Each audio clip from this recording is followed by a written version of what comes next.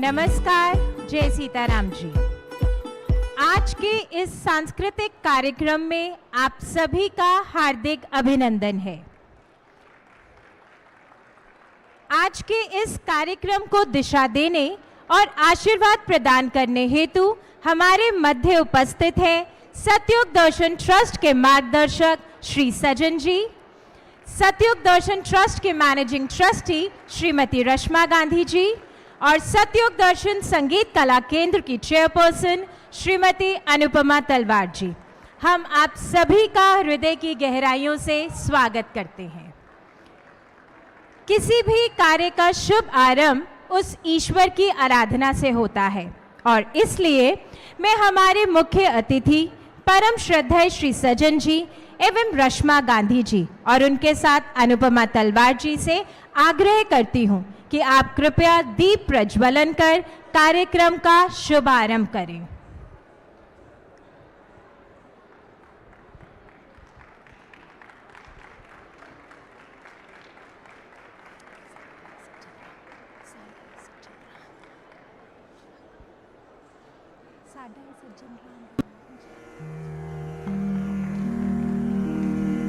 साडा है सज्जन राम, राम है कुल जहान। साडा है सज्जन राम, राम है कुल जहान।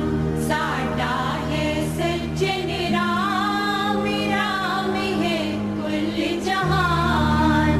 साडा है सज्जन राम, राम है कुल जहान।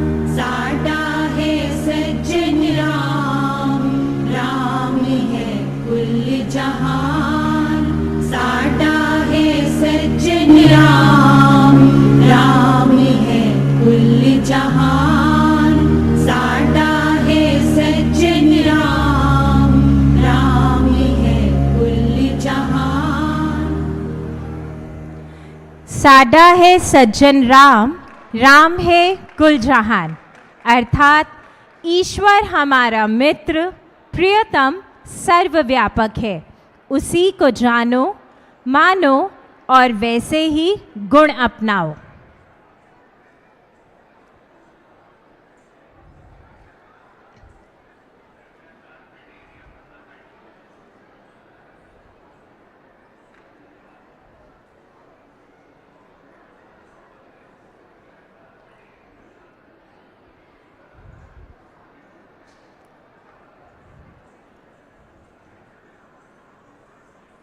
आपका बहुत बहुत धन्यवाद।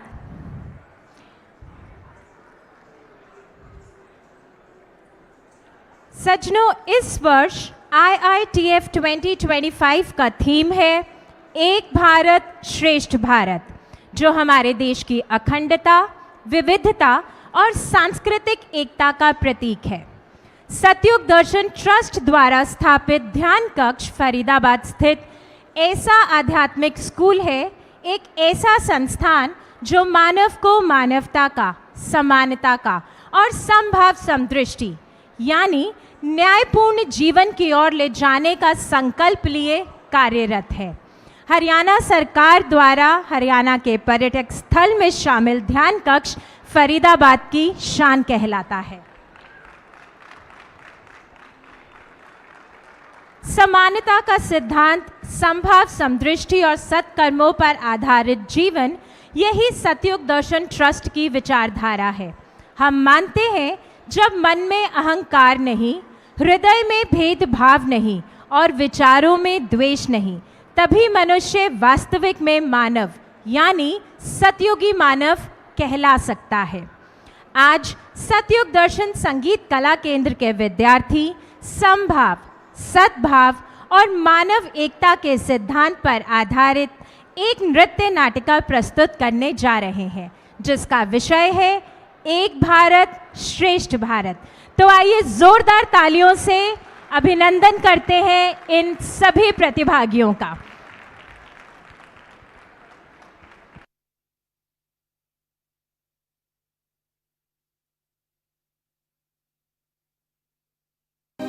एक भारत श्रेष्ठ भारत।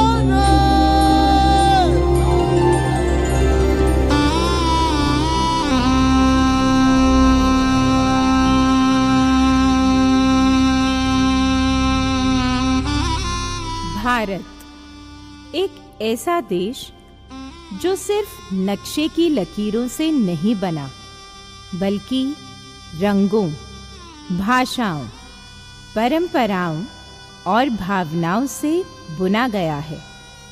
यहाँ उत्तर में हिमालय की बर्फ से ढकी चोटियाँ हैं, तो दक्षिण में समंदर की ठंडी हवा, पूरब में सूरज सबसे पहले नमस्कार करता है, तो पश्चिम में शाम की सुनहरी लाली आशीर्वाद देती है। भारत एक ऐसा देश है जहां विविधता में एकता की अद्भुत मिसाल देखने को मिलती है। यहाँ अनेक धर्म, भाषाएं, परंपराएं और संस्कृतियां होने के बावजूद सब एक सूत्र में बंधे हैं। यही तो हमारी ताकत है। जहां दीपावली की दीपमालाएं भी जगमगाती हैं और ईद की नमाज भी अदा की जाती है, जहां क्रिसमस की खुशियां और गुरु पर्व का प्रकाश एक साथ माहौल को पवित्र बनाते हैं। अलग अलग रंगों से सजा यह देश अपनी एकता और सद्भावना के लिए पूरे विश्व में अनोखा है। हम अलग अलग हैं, भाषा में, पहनावे में, खान पान में, लेकिन फिर भी दिलों में एक ही आवाज गूंजती है, एक भारत श्रेष्ठ भारत। एक भारत श्रेष्ठ भारत। एक भारत श्रेष्ठ भारत। यही विविधता में एकता हमें दुनिया में अनोखा बनाती है। लेकिन क्या आपने कभी सोचा है, ये एकता, ये पहचान, ये गर्व, इसकी जड़ें कहाँ हैं? कहाँ से शुरू हुई थी ये कहानी? तो आइए देखते हैं।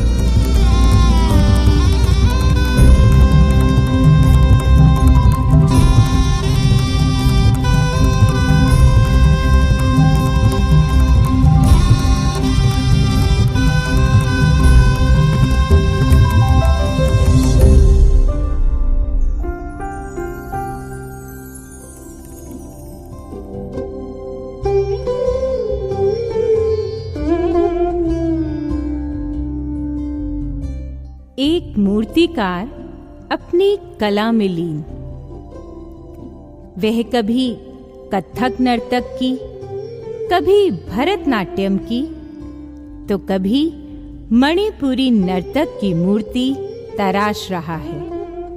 हर मूर्ति अपने रूप, वेशभूषा और रंगों में भले ही भिन्न दिखाई देती है, परंतु सभी में एक ही प्राण स्पंदन है, क्योंकि ये सब एक ही पत्थर से तराशी गई हैं।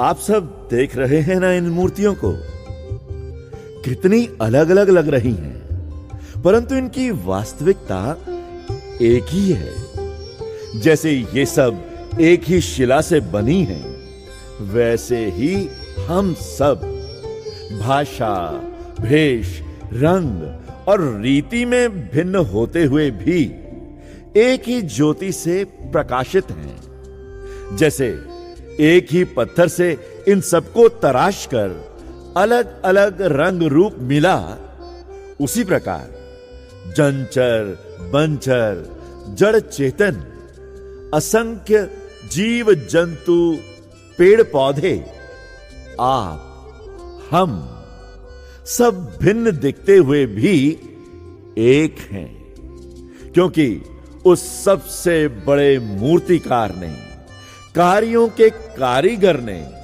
हम सबको एक ही ज्योत से उपजाया है। हम सब एक ही स्रोत से निकले हैं, एक ही चेतना से जुड़े हैं।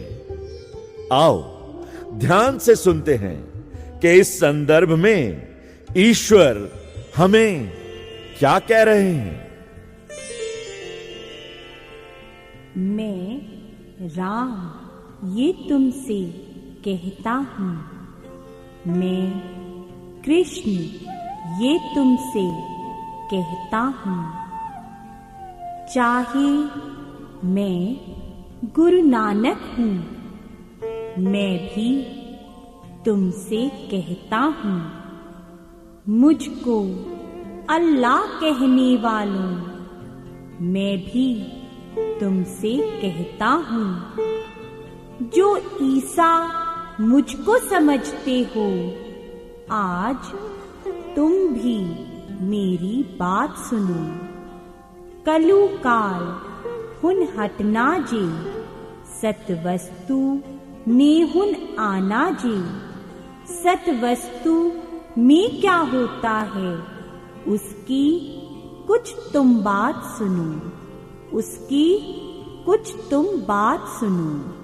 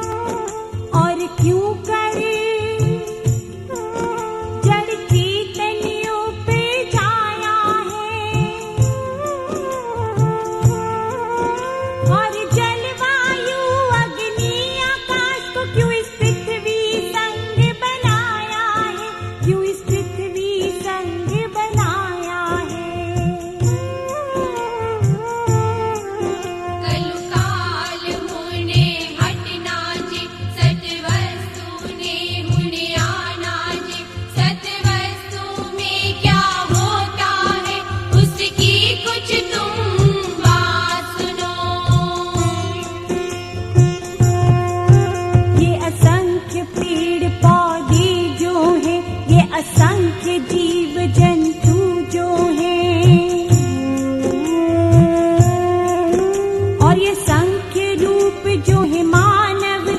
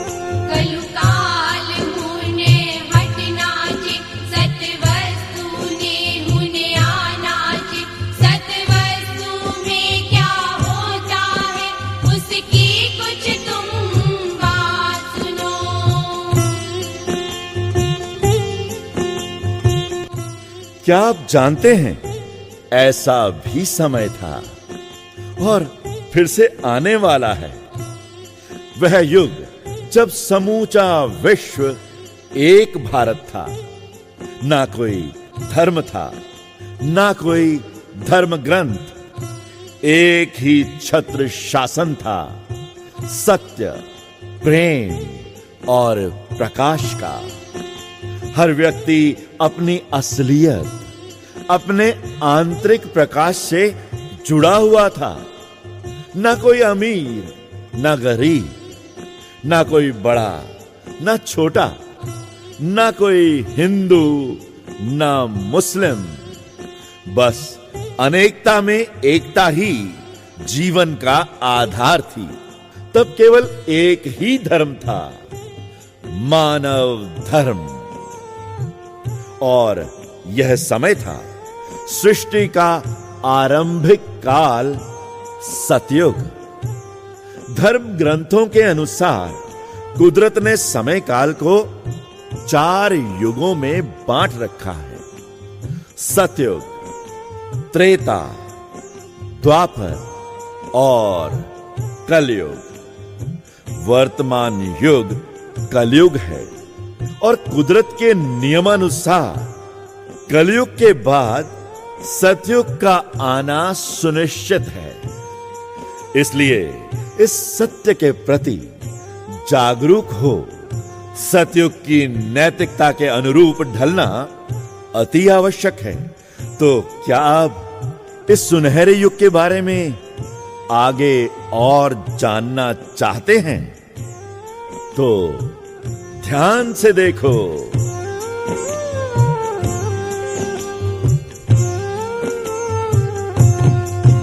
सतयुग में केवल सत्य ही था, उस सत्य को सब समझते थे। कुदरत के वह सब बंदे कुदरती नीतियों पर ही चलते थे। सत्य ही उनके ख्याल में था और सत्य ही उनकी जबान पे था। सब सत्य को समझने वाले थे और आदि पुरुष से थे जुड़े हुए, और आदि पुरुष से थे जुड़े हुए। कलकाल मुने हटना जी, सत्वस्तु ने मुने आना जी। सत्वस्तु में क्या होता है, उसकी कुछ तुम बात सुनो।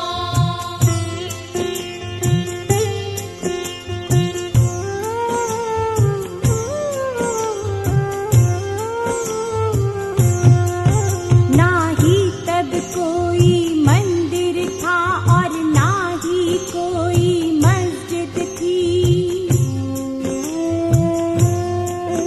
समाज, गुरुद्वारे और गिरजा आदि उन सब की नहीं जरूरत थी। हर प्राणी का मन मंदिर था और आदि सता प्रकाशित थी। बिन जप और बिन तप के ही हर जर्रे में वह भासित थी, हर जर्रे में वह भासित थी। कलकाल मुने हटना जी, सत्वस्तु ने मुने आना जी। सत्वस्तु में क्या होता है, उसकी कुछ तुम बात सुनो।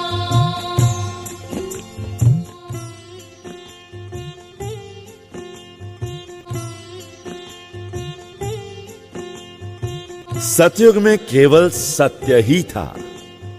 सतयुग में कोई रोग सोग, भिन्न भेद, जात पात, अमीरी गरीबी, गरूरी मगरूरी, पीरी वजीरी, खुशी गमी या मान अपमान नहीं होता। मनुष्य जो चाहता है वह कला शक्ति द्वारा ही प्राप्त कर लेता है। इस युग में सब मनुष्य ईश्वरीय आज्ञा यानी हुक्म का पालन करते हैं और मनुष्य की हर अभिव्यक्ति व कर्म शुद्ध व खालिस होते हैं। लेकिन समय के साथ जब स्वभावों में परिवर्तन आया तो त्रेता में संकल्प जन्मा, द्वापर में वह और बढ़ा और कलयुग में वह अपनी चरम सीमा पर पहुंच गया। अब भेद बढ़ गए, धर्म के, जाति के, रंग के, रूप के। वही भारत जो अखंड था, एक था, टुकड़ों में बंट गया, खंड खंड हो गया। सत्य ज्ञान की जगह असत्य अज्ञान छा गया, परमार्थ की जगह स्वार्थ आ गया।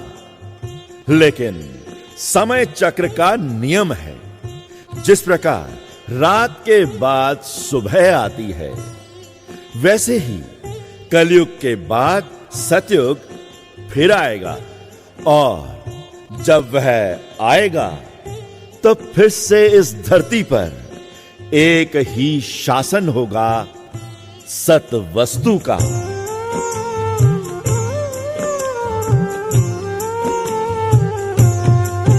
ना पूजा किसी शरीर की थी और ना ही किसी तस्वीर की थी,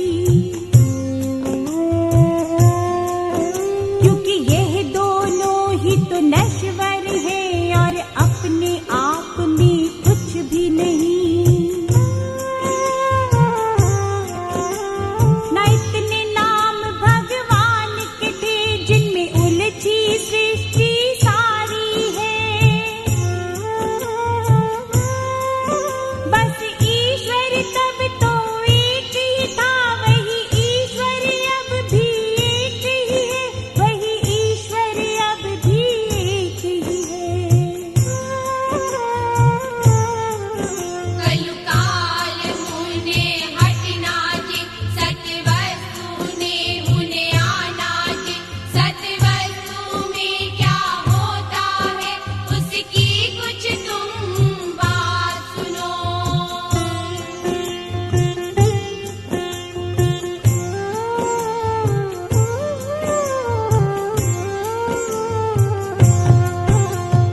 ईश्वर उपज बिनस से ऊपर है और अजर अमर कहलाता है। जो अविनाशी और सुखकारी है, बस उसी से अपना नाता हो। उसी से ही सब प्रेम करो, उसी में ही श्रद्धा रखो।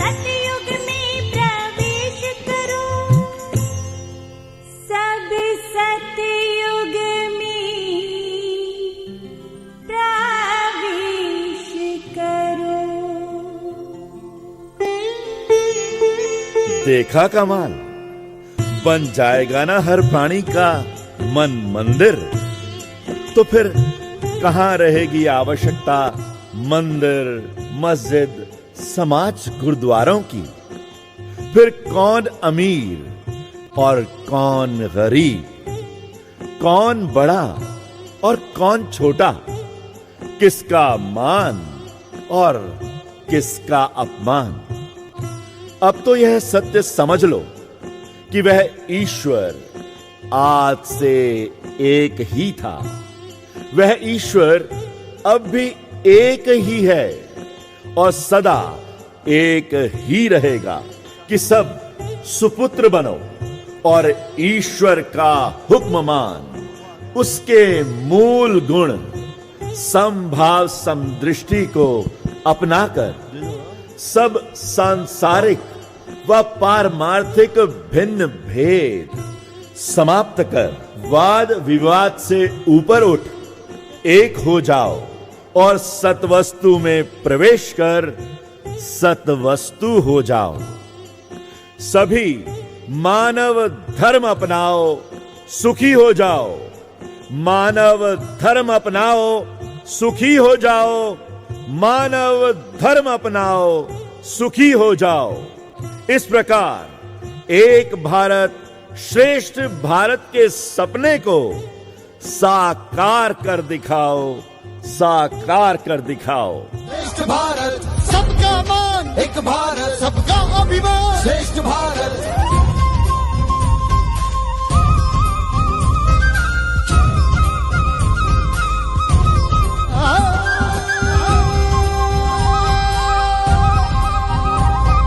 चलो चले, चलो चले, मिलकर बढ़े, मिलकर बढ़े। धरती आसमां एक करे, लक्ष्य की ओर हम बढ़े। रंग देश का दिल में भरे, एक भारत श्रेष्ठ भारत, एक भारत श्रेष्ठ भारत, एक भारत श्रेष्ठ भारत, एक भारत श्रेष्ठ भारत, एक भारत श्रेष्ठ भारत, एक भारत श्रेष्ठ भारत, एक भारत श्रेष्ठ भारत। आप सभी अनुरोध है कि खड़े हो जाएं, अपने अपने स्थान पे खड़े हो जाएं और दोनों हाथ ऊपर करके जोरदार तालियों से इन बच्चों का उत्साहवर्धन करें।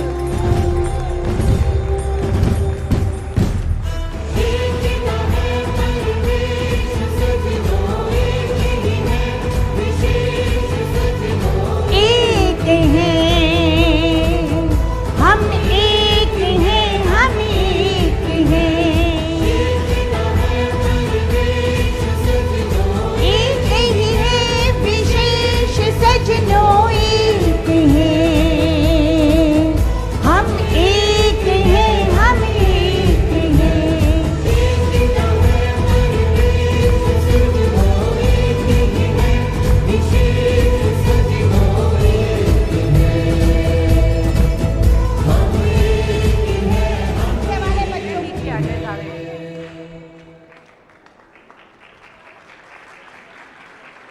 एक भारत, भारत, एक भारत, श्रेष्ठ भारत, एक भारत। श्रेष्ठ भारत। और वो कैसे होगा? जब समभाव समदृष्टि यानी सज्जन भाव की पढ़ाई करेंगे हम। तो समभाव दी हो सवे फतेह, संभाव दी हो सवे फतेह, संभाव दी हो सवे फतेह।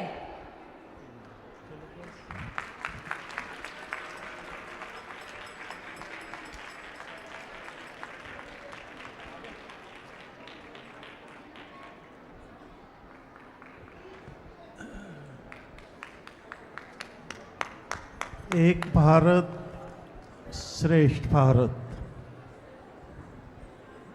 अपने आप में उत्तमता का प्रतीक है,